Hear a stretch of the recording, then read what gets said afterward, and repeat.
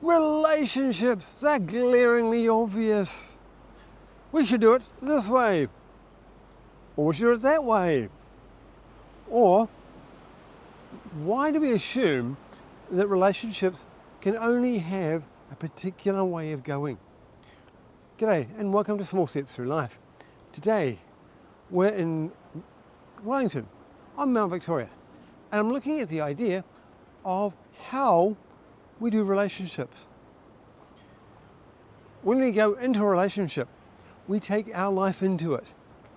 We take our perception of what a relationship should look like, and it's often based on our past. What's going on? Is it normal? And the answer is, it is.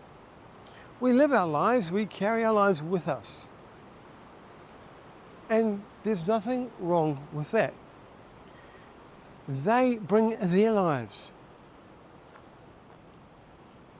They bring their lives into the relationship. And they are different lives. That's fine. Those different lives mean that even if we've been in a relationship before, expecting the next one to work the same way is improbable, unlikely. But we do it anyway. We expect it to work because it worked before. We think that in the past, I made the decisions on what food, or you made the decisions on where to go, or. We like the idea that what worked in the past will work again. But they're a different person. And over time, we will drift from who we were as well. We will become a new version of us each day. Effectively, we refine who we are. We learn new things. Because we learn new things, we change. It might have been that years ago, it was great when the other person decided where to go. Now we might see it as, well, I'd like to have some say as well. It's not saying that we should always change or always be the same. What it's saying is the idea that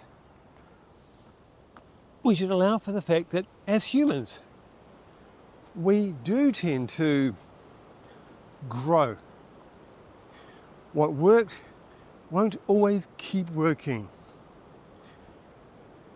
And so we need to look at the idea of what works for me, what works for you. Relationships.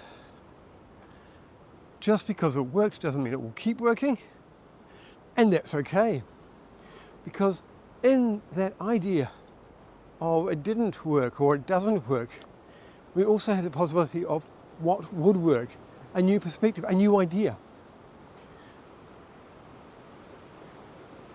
We often look at the idea and think it would be good to have something stable, that the relationship should be that fixed point until we get bored. So if you think, why doesn't it work?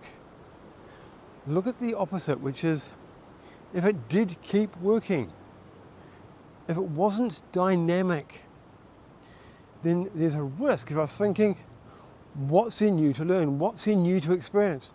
What new ideas do you have? What new ideas do I have to bring into the relationship to enrich it? So, relationships, one size fits all, not likely.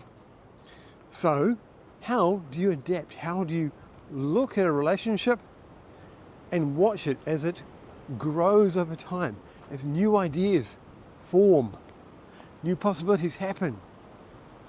Think on that, and I'm going to say, see you later.